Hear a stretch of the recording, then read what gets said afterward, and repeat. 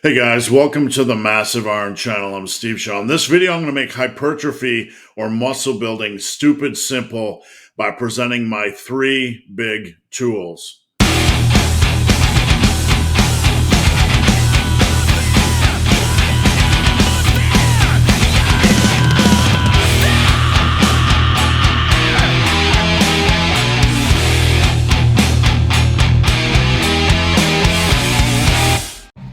Are you eating a whole container of yogurt? Yes.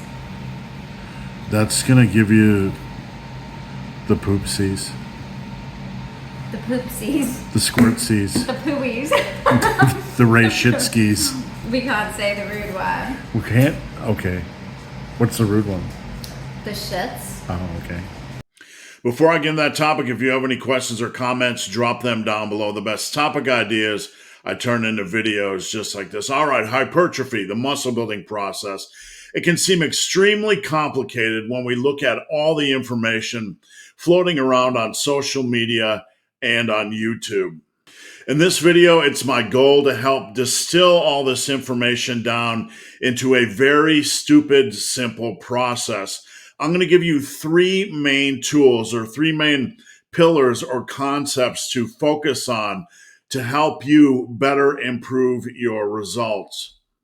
There's a lot of information floating out there in the hypertrophy world about adding volume, about training to failure, a lot of obsession over training splits and other concepts that can be extremely distracting and pull you away from these three important tools. I'm not saying these are the only factors that are important for hypertrophy. If you put your focus on these three concepts or these three tips, you will put yourself in a great position to build quality muscle mass moving forward. All right, making hypertrophy stupid simple. Here are the three concepts or tips. Number one, we're going to talk about progressive overload. Number two, we're going to talk about hard sets. And number three, we're going to talk about regulators.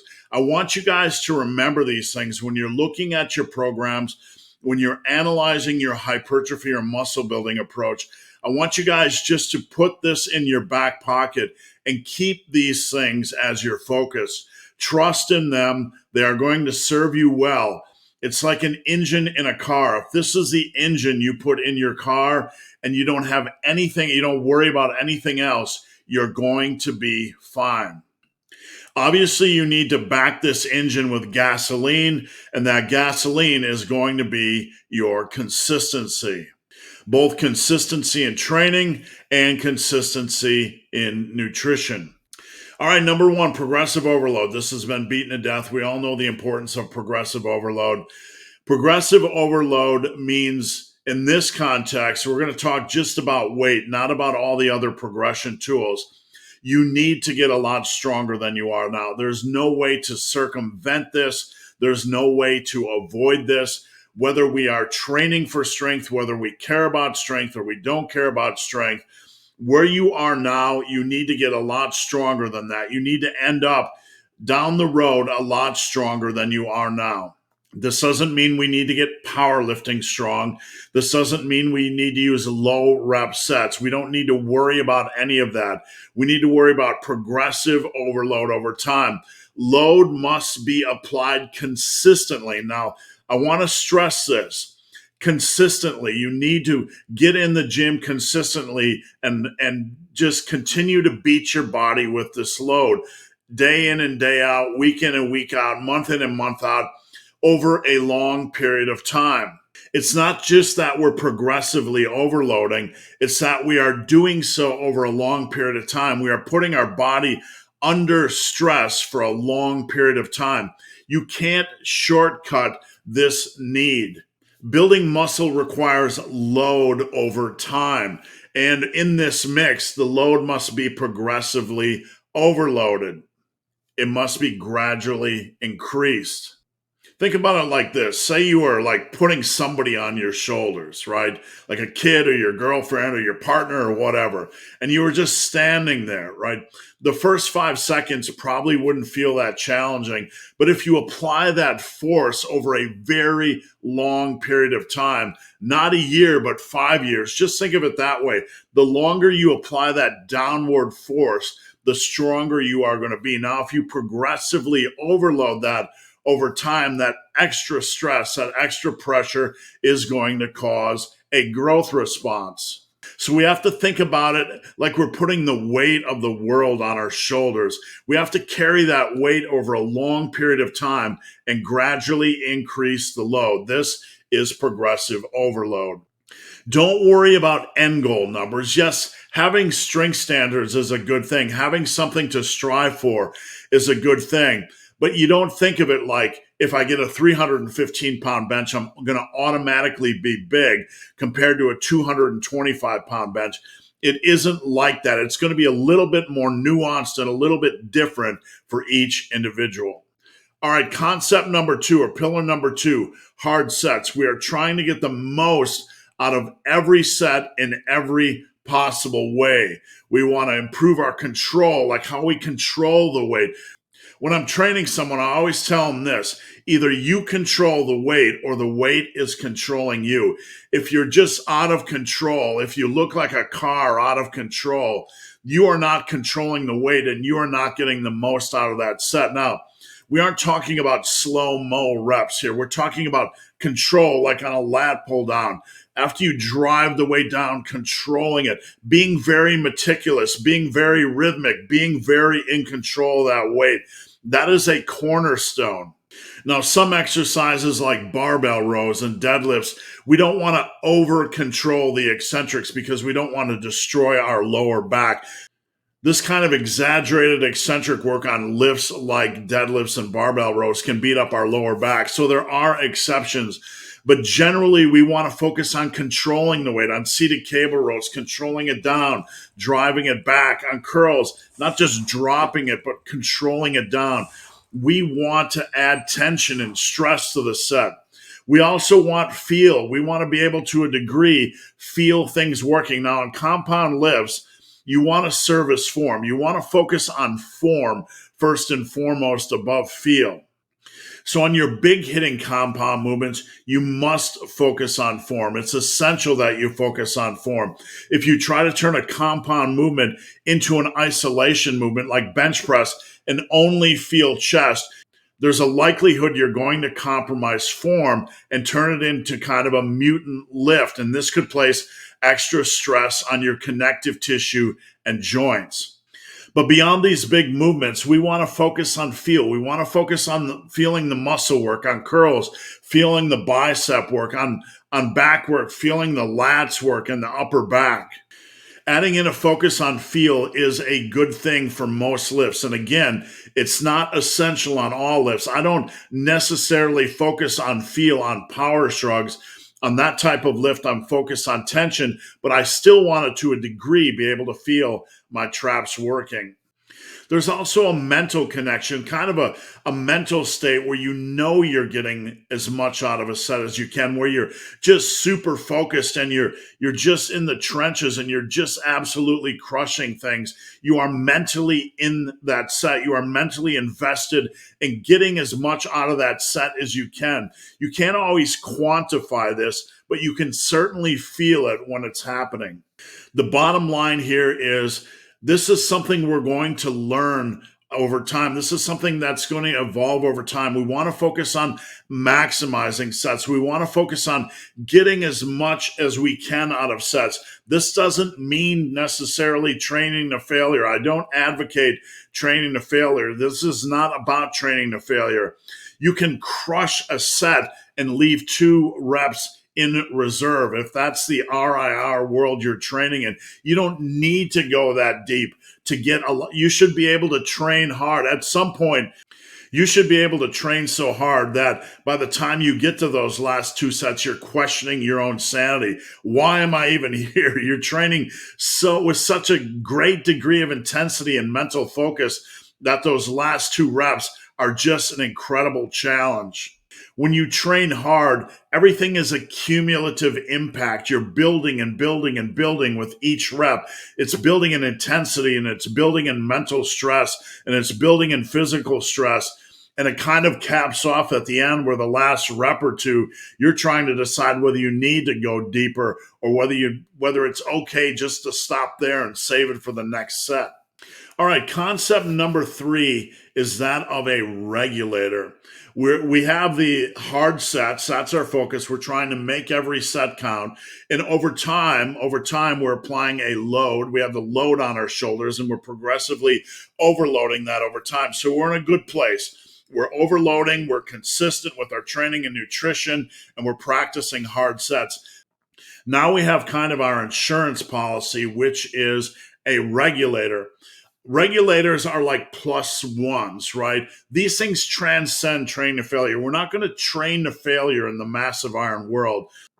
We're going to focus on plus ones. And probably for one set for every exercise, we're going to look at max safe reps. Regulators like this push a long overload on the foundation of hard training. So you're in there, you're training hard, you're maximizing sets. And regulators make sure we are pushing the train along. We're pushing the hypertrophy forward. Don't ever go to the gym worried about training to failure, but having an eye on plus ones is a good thing. When you're in that fight, and I know last time I got 8 reps on like barbell rows, and I feel good, but I gotta grab 9 this time. I'm gonna go after 9 this time. It kind of forces you to mentally step up your game. It's a regulator. You are aware of what you did last time, and this plus one in this lane of hard training is going to be golden. It's going to not worry about training to failure, but improving over last time. You don't even need to train to failure. It's not a concept we need to worry about.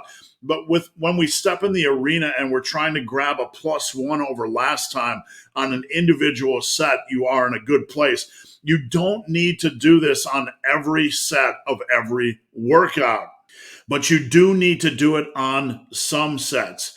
Now, plus ones are not the same as max safe reps. I have my clients doing a lot of max safe reps on usually at least one set per exercise. Again, this is not training to failure. Maximum safe reps is pushing a set for as many quality reps as possible, stopping that set when you feel like you might fail on the next rep or when form starts to break down. By having a focus, by having a goal on at least one set of every exercise where you know you're going to try to push it to the limit. This is like an insurance policy.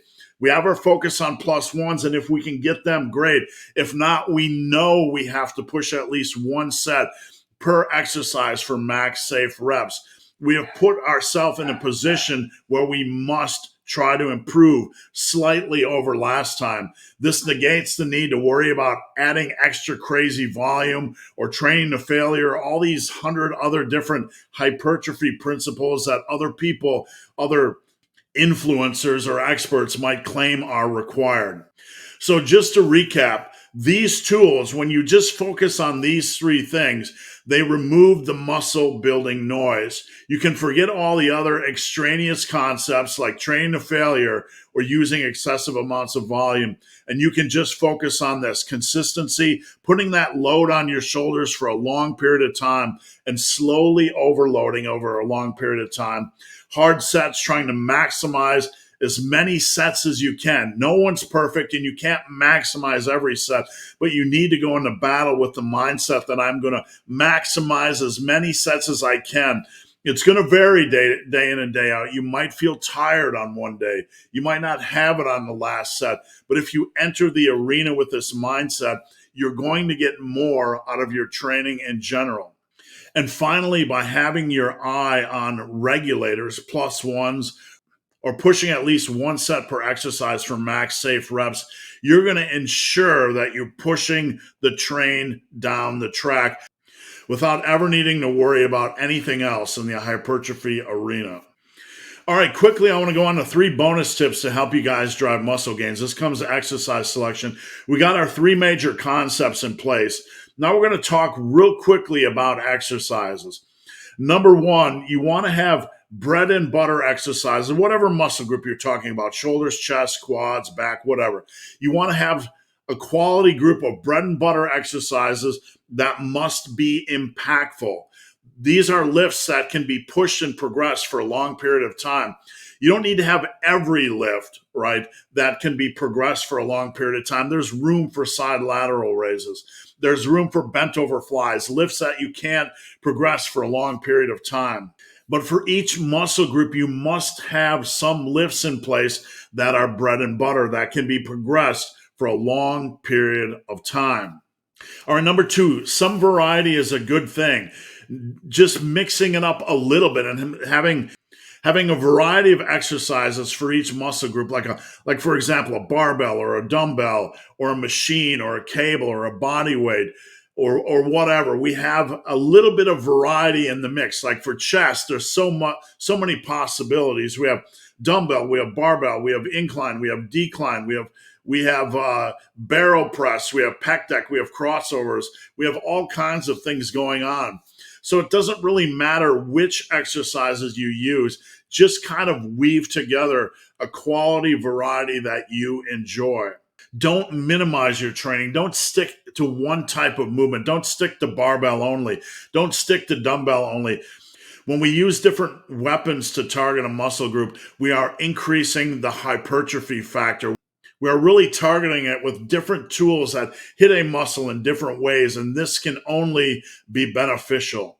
All right, finally, pick exercises that really allow you to dig in and go hard. There are no magic exercises, but you must have a good selection of challenging exercises. Do you need to squat? Do you need to deadlift? Do you need to do pendlay rows? Do you need to do any of these lifts? Do you need to bench?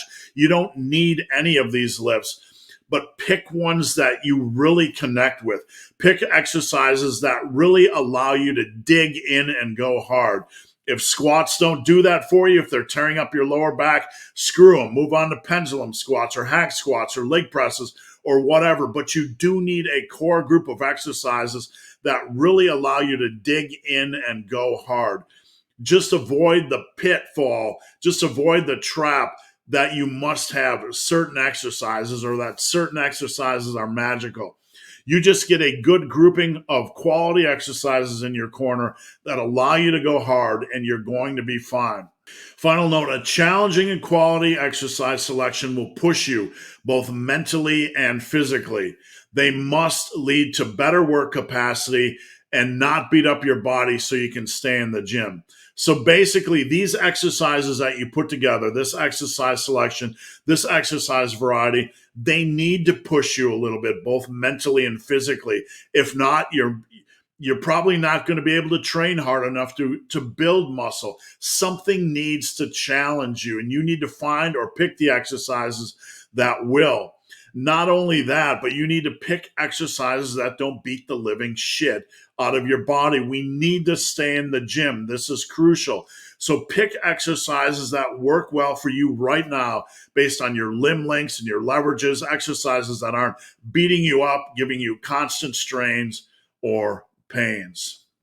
So guys, hope this video has been of some help. If you have any questions or comments, drop them down below. If you made it this far in this video and have yet to subscribe to my channel, please do. I'd appreciate the support.